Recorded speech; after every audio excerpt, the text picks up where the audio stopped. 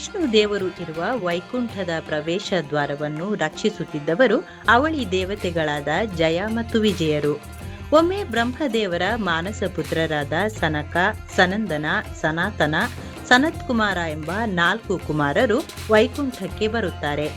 ಈ ಬಾಲಯೋಗಿಗಳನ್ನು ಮಕ್ಕಳು ಎಂದು ಪರಿಗಣಿಸಿ ಬ್ರಹ್ಮದೇವರ ಮಾನಸ ಪುತ್ರರು ಎಂದು ತಿಳಿಯದೆ ಜಯ ವಿಜಯರು ಒಳಗೆ ಪ್ರವೇಶಿಸಲು ಬಿಡುವುದಿಲ್ಲ. ಇದರಿಂದ ಕೋಪಗೊಂಡ ಈ ಬಾಲಯೋಗಿಗಳು ಜಯ ವಿಜಯರು ತಮ್ಮ ದೈವತ್ವವನ್ನು ಕಳೆದುಕೊಂಡು ಭೌತಿಕ ಜಗತ್ತಿನಲ್ಲಿ ಜನ್ಮ ಪಡೆಯಲಿ ಎಂದು ಶಪಿಸಿದರು. ಆ ಬಳಿಕ ನಿಜಾಂಶ ತಿಳಿದು ಶಾಪವನ್ನು ಹಿಂಪಡೆಯುವಂತೆ ಜಯ ವಿಜಯರು ಪ್ರಾರ್ಥಿಸಿದರು. ಅಷ್ಟರಲ್ಲಿ ವಿಷ್ಣು ದೇವರು ಅಲ್ಲಿಗೆ ಬಂದಿದ್ದರು. ಜೊತೆಗೆ ಈ ಕುಮಾರರ ಶಾಪವನ್ನು ಹಿಂಪಡೆಯಲು ಆಗದು, ಬದಲಾಗಿ ಇದನ್ನು ಮಾರ್ಪಡಿಸಬಹುದು ಎಂದು ಹೇಳಿದರು. ಅಲ್ಲದೆ 7 ಬಾರಿ ವಿಷ್ಣು ದೇವರ ಭಕ್ತರಾಗಿ ಅಥವಾ 3 ಬಾರಿ ಭಗವಾನ್ ವಿಷ್ಣುವಿನ ಶತ್ರುಗಳಾಗಿ ಜನಿಸಬಹುದು ಎಂಬ ಆಯ್ಕೆಯನ್ನು ನೀಡಿದರು. ಆಗ ಜಯ ವಿಜಯರು ಬೇಗ ತಮ್ಮ ಶಾಪವನ್ನು ವಿಮೋಚನೆ ಮಾಡಿಕೊಂಡು ಮತ್ತೆ ವಿಷ್ಣು ದೇವರನ್ನು ಸೇರಬೇಕು ಎಂದು ಬಯಸಿದರು. ಹೀಗಾಗಿಯೇ ಅವರು ವಿಷ್ಣು ದೇವರ ಶತ್ರುಗಳಾಗಿ 3 ಬಾರಿ ಜನಿಸುವ ಆಯ್ಕೆಯನ್ನು ಮಾಡಿಕೊಂಡರು.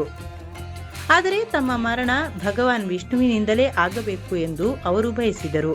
ಹೀಗೆ ಅವರು ಭೂಮಿಯಲ್ಲಿ 3 ಬಾರಿ ಜನ್ಮ ತಾಳಿದರು. ಸತ್ಯಯುಗದಲ್ಲಿ ಜಯ ಮತ್ತು ವಿಜಯರು ಅಸುರರಾದ ಹಿರಣ್ಯಾಕ್ಷ ಮತ್ತು ಹಿರಣ್ಯಕಶಿಪುಗಳಾಗಿ ಜನಿಸಿದರು.